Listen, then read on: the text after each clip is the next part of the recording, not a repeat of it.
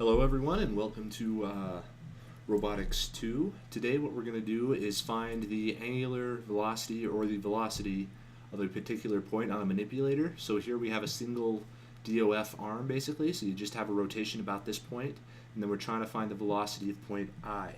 And the way we're going to do this is we're going to do a basic differentiation of the transformation matrices and the translational matrices. So in order to do that, you set it up Ri, I. So the velocity of I with respect to I is equal to II Rb. So the distance from B, the translation from B, from I to B basically, in reference to I, plus ITB, the translation from I to B, dot BBRI. So if you do a transformation matrix, you can just take a dot and then do the translation as a normal vector. The translation vector is a normal vector so long as you multiply it by the derivative of the transformation matrix, and that will give you the velocity in this particular situation. Okay, so IIRB we know is equal to B is equal to 420. Because IIRB, which is basically this right here, you have 4 in the x direction, 2 in the y direction, 0 in the z direction. Okay, so then BBRI is equal to 3, 0, excuse me, 300. Because in this case, if you draw another axis system right here, of x and y, then you move 3 along the x and 0 and 0. Pretty easy. So now all you need to do is find out what ITB normal is without the dot. ITB is equal to the rotation about z of theta, because we're rotating about z right here, right hand rule. Alrighty, and this is equal to, I'm going to say cosine of theta minus sine of theta, 0, sine of theta, cosine of theta, 0, 0, 0, 1. So that's the standard rotational matrix, the transformation matrix for the rotation about z. Now we take the derivative of this. So ITB is equal to taking the derivative of cosine of theta dot. The cosine of theta will give us negative theta dot cosine, sine of theta. Sine of theta, because this is from the product rule and the product rule, where you take the derivative of cosine, which gives you a negative sine, but then you also have to take the derivative of theta, because this derivative is with respect to theta. Alrighty, and then the same thing for this one over here.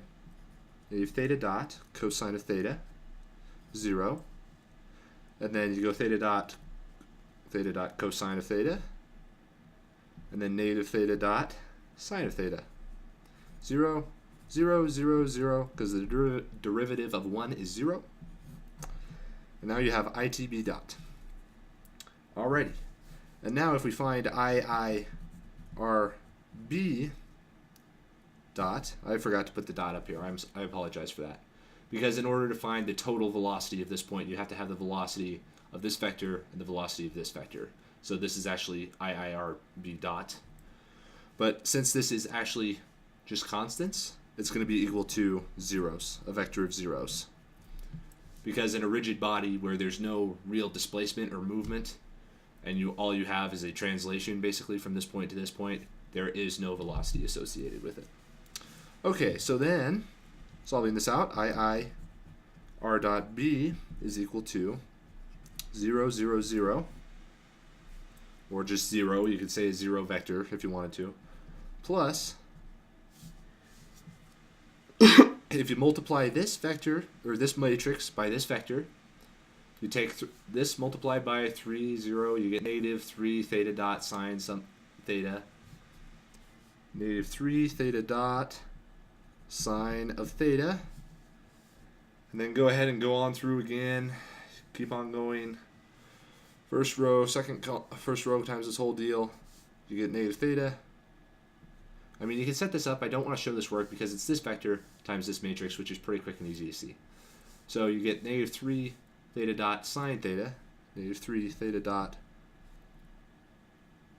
I made a mistake, cosine theta. I apologize for that. Cosine of theta, 0. Alrighty, so then IRB, which is the rotation, making a bunch of mistakes on this example, sorry. IIRI, so the rotational rate or the velocity of I with respect to I and reference to I is equal to negative 3 theta dot sine theta, 3 theta dot, I made another mistake. This is a positive theta. Look, I said this was an easy matrix multiplication and now I'm messing it up. Positive 3 theta dot cosine theta, cosine theta all over 0. And that is your velocity of I by basically just taking the derivative of a standard linear translation. So you find the position of I and then you take the derivative and you are able to get the velocity of I. I'll do another example where I use the cross product of the velocity vectors and another example after that using probably quaternions. Alrighty.